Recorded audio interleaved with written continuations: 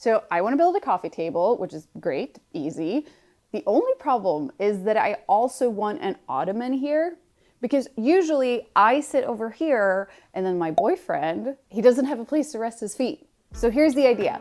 What if you had a coffee table that mechanically rotates and then on the bottom, there's an ottoman? So you can have both. Okay, so I have randomly decided on measurements because you need somewhere to start.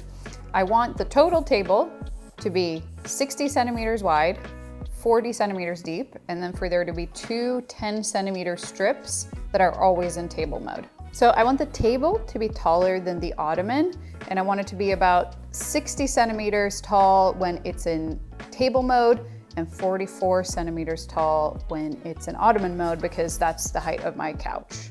I could keep on sketching on paper, but why do that when you can sketch in plywood? So I'm gonna cut these down, put some boxes together, and then we'll figure out the rest from there. This video is brought to you by Shopify and Incogni.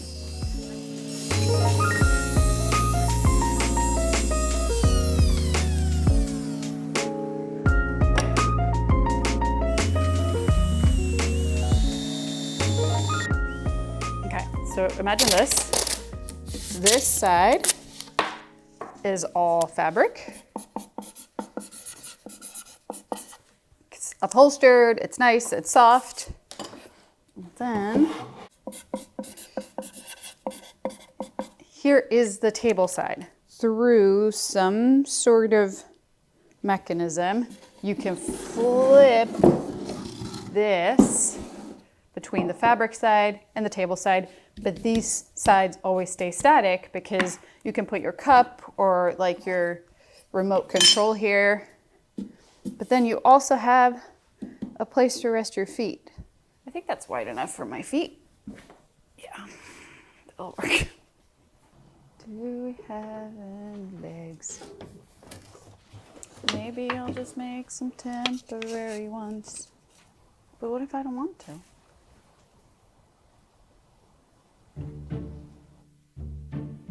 I don't like this thought that I'm having, which is that the legs are somehow going to need to be connected on the bottom, because otherwise the only attachment point between the two sides is going to be the pivot point. We'll be fine. I cut this down to 4 strips and then just mount it on the side, and that will be good enough for now.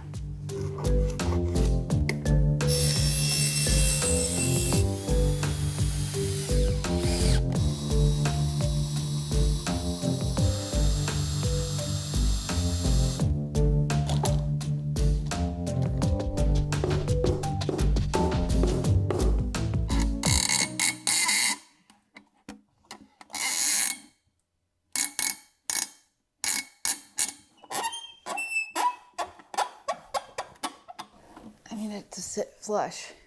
You gonna put it on the ground? No. Yes.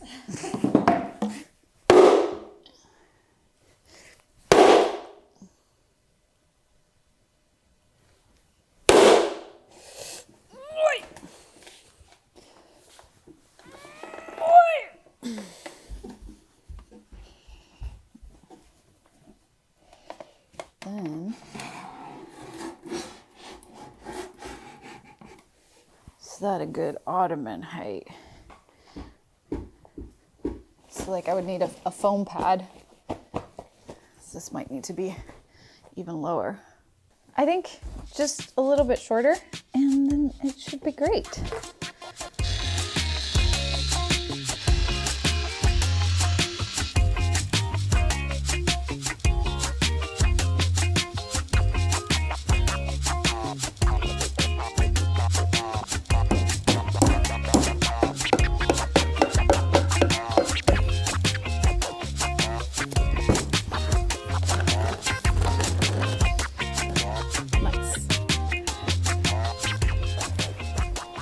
Hi. Hello. Oh, Yeah, I'm trying to be fancy. you are. I don't know if I've bitten off more than I can chew. Whatever. No, we can fix it. Taking everything as a criticism of me. Whatever, Laura, my wood isn't straight, but who is? I tried to resaw it on the bandsaw, and even with the resaw blade, it's so hard. I am actually a little bit worried about the wobble. We can plane it down, it's just like one more step.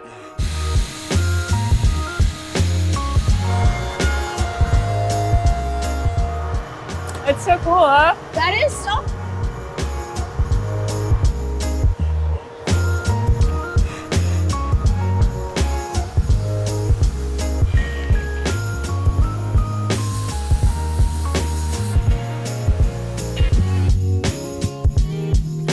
Okay, we finally got dust collection installed.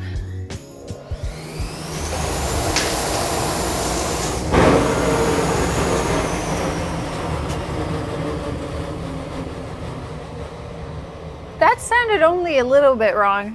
What do you think, Trevor? Why did it suck in the wrong way? That's interesting. We definitely broke the bag. What am I even supposed to search? Dust collection blowing, not sucking. Also, why did both of those mean the same thing in a different context? I'll call Ricky from Eagle Tools. So at the bottom of it, there should be the magnetic connectors. Oh, and there's a hose here. Okay, nice. I'll try that. 3, 2, 1.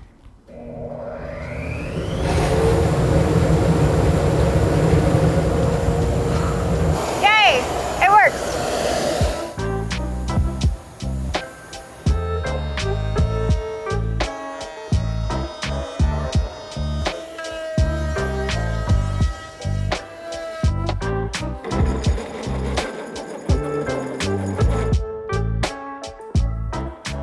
So unhappy about doing the job, but you're the only one who can do it. Oh, look at how consistent those holes are. I remember when I got this drill press, I was like, the irony of this is that I'm probably mostly gonna use it to like make holes in plywood. But look at me now. Past the mill, you don't even know what I'm capable of, okay? I have not run CNC in a very long time. It's gonna be fine. We're doing the slowest, most conservative cut. I zeroed wrong. Ugh. Why is nothing going right? I don't want to do this. I spent a tremendous amount of time during this project being cranky. I think I just get overwhelmed and I feel a lot of pressure to pull off a build, and I'm trying to be better at taking it step by step and only being angry at one inanimate object at a time. Wow, these really look like absolute fucking hell. What happened? What happened is that I chose the wrong bit because I didn't have all the data I needed to make a good decision. Is this about to lead to an ad spot? Yes, it is. But don't worry, it's a good one. This video is brought to you by Shopify, and as you might know, I run a product business, and I kid you not, one of the best business decisions I ever made was moving to Shopify. Shopify is a powerful set of tools that helps you start and manage your business, and it's designed to make life easier for entrepreneurs, from beginners like myself to big brands, by providing tools that simplify selling. One of those tools is Shopify's new built-in AI agent called Sidekick, and it can help with stuff like pricing strategies, tracking conversion rates, and also give feedback. So my worst selling product is the sawdust socks, and I'm gonna ask Sidekick what I can do to improve the product page. The current description is very brief and doesn't highlight benefits, and there are no product tags. Okay, it rewrote a description for it. They're socks, they go on your feet. But unlike other socks, they instantly give you that I'll just build something look without lifting a finger. How many sawdust socks have I sold this month? We've sold 1 pair this month. Thanks to whoever bought that 1 pair. So I'm asking it what I can do to increase sales and saying create targeted campaigns for maker communities. Honestly, pretty good. Let's ask it what other socks we could sell. Paint splatter socks, we've actually thought about that. Grease stained socks, floor dusted socks, soldering burn socks. That's pretty cool. Thanks, Sidekick. I care so deeply about Yacht Studio. Like, it's what I want to do until I die. And to make sure that I die before my business does, I need it to thrive. And Shopify is a huge help in that. So if you want to try it out, you can start your trial at shopify.com/SimoneYach. So one of the important things about this table is that I needed to lock into its two different positions. So if it's in ottoman mode, I need it to be locked into ottoman mode. If it's in table mode, I need it to be locked into table mode so it doesn't accidentally spin. So this disc is gonna have two notches, and then a brass piece is gonna be what engages and disengages with those two notches. Oh my God, fuck off. Can I just have this go my way, please?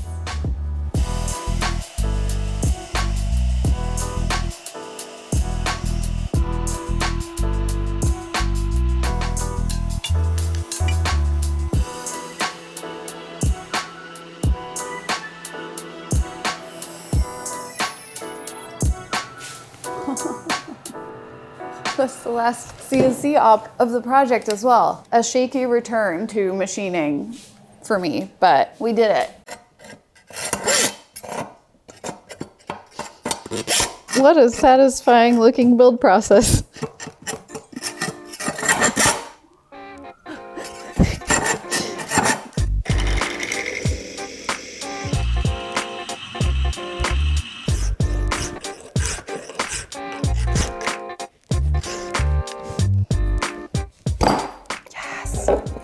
Gonna hawkle it for now. Perfect. So this spins and then locks in place. And then you push down on this lever, and it's spring loaded. Then boom, it locks it in place. I rescind that wink. That felt like a lot. One of the things I'm really nervous about is that I've put so much time into prepping all of these wood pieces. I still haven't done like a proper dry fit of everything to make sure that the mechanisms work and stuff. One of the issues I'm concerned about is that this one that has almost all of the mechanical pieces on it is very much not straight.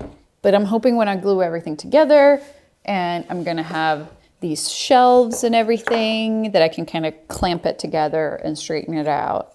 Or it'll just be a little bit wonky, you know?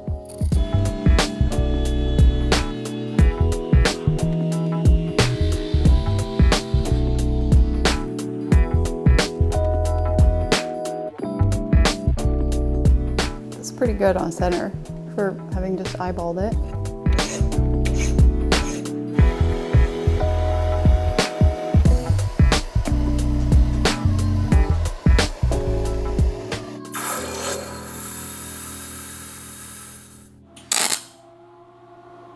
Well, that felt pretty fucking good. Now the crush is just how I get this out of here without burning the shit out of myself.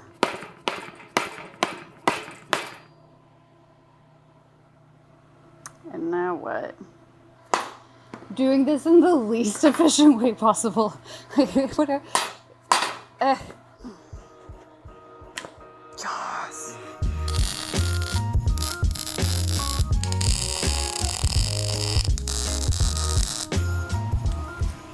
That's not pretty, but it will be very functional.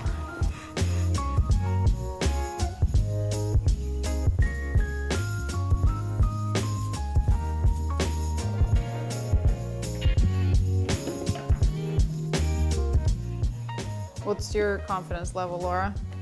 About what? About the table? Yours? Yeah? 99%. No. Sure, you've worked on it hard. Yeah, but I also haven't tested it properly. You want more steaks?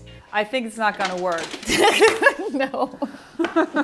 I want you to believe in me, but I want the belief to be genuine. No, I believe in you. If things work well, then it shouldn't really move right now. Well, it's just moving a little bit, but it's not spinning. But then we release it. Okay. Okay, I see. Yeah. Yep. No. Oh, Other way? I thought I could get away with just paper shims. Guess that's the 1%. I'll figure something out. Also, I'm gonna be defeated for now. Friday, 4:30. Let it go. But I wanted to have it during the weekend. Okay. Okay, so it's Sunday, and I really shouldn't be doing this right now, but I'm too excited to wait until Monday when we can actually properly film this. So one of the issues is that this kind of wiggles a lot in the hole. So I'm just gonna weld another disc to it, and hopefully that will kind of force an alignment.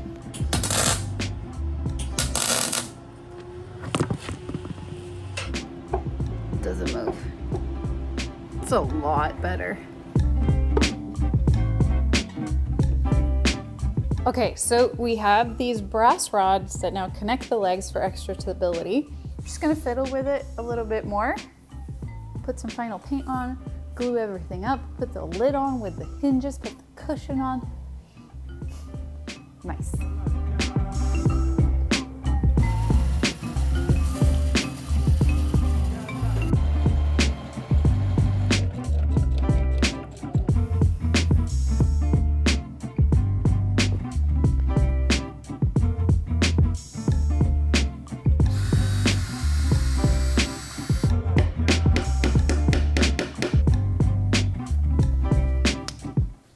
It's finished. Okay, so now it's in table mode. I can eat, do whatever you want to use the table for, and then just push the lever, twist it around, lock it in place.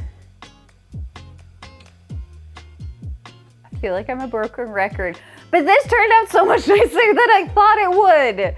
I honestly feel like it's not until the last 20 minutes where I like put the cushion on and I'm like, oh, this is nice. So yeah, this cushion is just attached with these little push buttons, and that's enough to hold it in place. And also, I added hinges to this. So I can store things in here that can get spun around, like a blanket. Gone. Also, all of these shelves are for things that I normally have around here. So I can put my phone, maybe some remotes over here, my knitting. I have a niece on the way. I gotta make her socks. Sweden is cold. And then back here, I could have like magazines and books and stuff. It also ended up being kind of accidental mid-century modern. I gotta say, I'm very proud of myself. You know something else I'm proud of? My online security. I'm not even joking. And yes, we're heading into an ad spot, but it's also kind of a public service announcement. So this video is sponsored by Incogni, and I'm a pretty public person, but in many ways, I'm very private. Like, I'm fine with you knowing what my brain looks like and that I'm an atheist, but my online data, none of anyone's business. From 2023 to 2024, the number of data breaches worldwide went up 211%, which is not cute. So I signed up for Incogni, and within a few minutes, they had sent over 123 removal requests to data brokers, people search sites, and even commercial databases. They'll also continue tracking my personal data to remove it automatically if things pop up in the future. And if you need even more protection, Incogni offers unlimited and family unlimited plans, so all of your loved ones can enjoy that same sense of security, knowing their info isn't available for everyone to see online. And with their unlimited plans, you get access to the custom removal feature, where you just give Incogni the link to a website that's sharing your information, and then you watch it disappear. Like magic. So Incogni truly has my online back, and you can try it risk-free for 30 days and get a full refund if you're not happy. So go to incogni.com/Simone to get 60% off an annual plan. Again, that's incogni.com/Simone, or use the code Simone at checkout to get 60% off. Thanks, Incogni. And okay, bye.